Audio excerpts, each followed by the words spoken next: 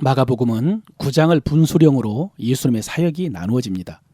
이제부터 예수님은 십자가를 향해 걸어가십니다.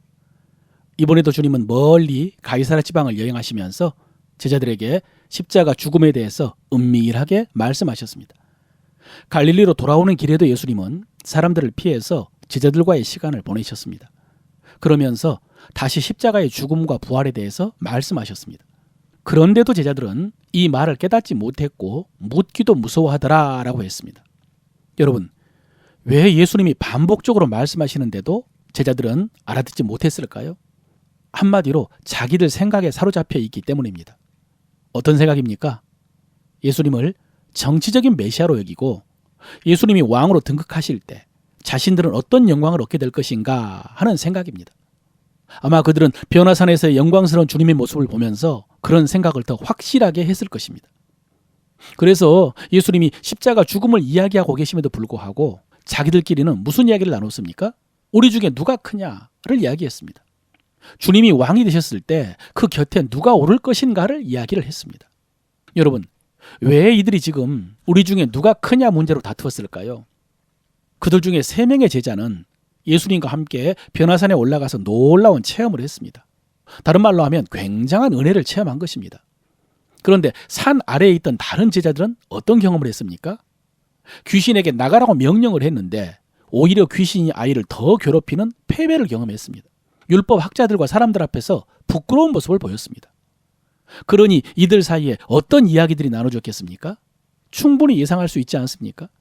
산 위에 갔던 제자들은 한껏 무용담 이야기하듯이 부풀려 이야기를 했을 것이고, 산 아래에 있던 제자들은 서로에 대해서 책임을 물으면서 자신의 나약함을 감추려 했을 것입니다. 그러면서도 서로 뒤지지 않으려고 토론하고 논쟁을 한 것입니다. 그런데 여러분, 정직하게 묵상해 보면 이런 모습이 오늘 우리의 모습이 아닙니까? 예수님은 지금 십자가의 길을 걸어가시면서 제자들을 어떻게 준비시킬 것인가를 걱정하고 있는데 주님의 마음을 전혀 헤아리지를 못하는 모습도 그렇고, 또 자신들이 무슨 체험 좀 했다고, 은혜 좀 받았다고 그러지 못한 사람들에 대해서 은근히 판단하고 무시하고, 또 반대로 그러는 속에서 무시당하지 않으려고 은근히 자신을 높이는 모습이 오늘날 우리의 모습이 아닙니까? 얼마나 안타까운 모습입니까? 이 모습을 안타깝게 지켜보던 예수님께서 제자들에게 교훈하십니다. 아무든지 첫째가 되고자 하는 자는 무사람을 섬기는 자가 되어야 하리라. 우리가 자주 들어본 제자도의 한 부분입니다.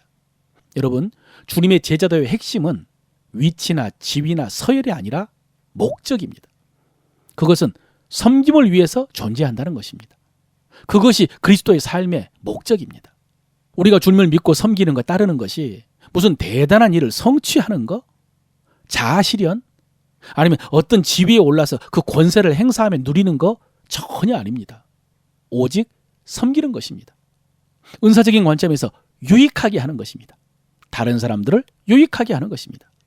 여러분, 이 교훈은 앞으로도 계속해서 예수님께서 제자들에게 말씀하십니다. 왜냐하면 제자들이 여전히 깨닫지를 못하고 있는 진리였고요. 예수님은 또 분명히 심어줘야 될 중요한 원리였기 때문입니다. 그래서 앞으로 계속해서 제자들의 답답한 모습을 보게 될 것입니다. 그때마다 우리 속에 있는 그 어리석음과 유치함을 보고 회개하고 깨어지시기를 바랍니다. 마지막으로 오늘 주님은 제자들이 섬겨야 될 구체적인 대상을 소개하십니다. 그들은 먼저 어린아이입니다. 누구든지 이 어린아이 하나를 영접하면 곧 나를 영접함이라 라고 하셨습니다.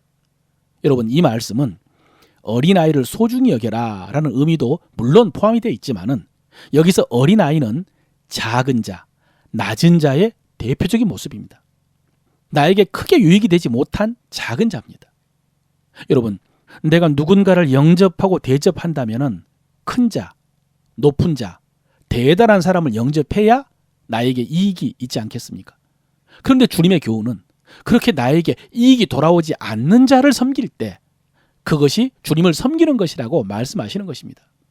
가장 단순하게 재구성을 해보자면은 칭찬이나 인정도 돌아오지 않고 이익도 돌아오지 않는 대상을 섬기는 것입니다. 오른손이 하는 일을 왼손이 모르게 하는 것입니다. 지극히 작은 자 하나에게 하는 것입니다. 이렇게 내가 선을 행하고 대접을 하지만 내게 돌아올 것이 없는 사람, 그 사람을 섬길 때 주님은 그것을 주님 섬기는 것으로 인정해 주신다고 하셨습니다. 마태복음 25장에 나오는 양과 염소의 비유가 바로 그것입니다. 마지막 심판 때 양과 염소로 구분을 하고 양들에게는 너희가 내가 줄일 때 먹을 것을 주었고 목마를 때 마실 것을 주었고 나그네 되었을 때 영접했다고 칭찬을 하시고요. 반대로 염소들에게는 그렇지 않았다고 책망을 하시는데 정작 당사자들은요. 우리가 언제 그렇게 했냐라고 묻지 않습니까? 그때 주님의 대답이 오늘 말씀이었습니다. 지극히 작은 자 하나에게 한 것이 곧 나에게 한 것이다. 지극히 작은 자 하나에게 하지 않는 것이 나에게 하지 않는 것이다. 그러므로 사랑하는 성도 여러분, 돌아오지 않는 섬김을 하시길 바랍니다. 돌아오지 않는다고 해서 마음 상해하지 마시고 오히려 기뻐할 수 있으시길 바랍니다. 그 섬김을 주님이 받아주시고 주님이 알아주시고 주님이 갚아주신다고 약속하십니다.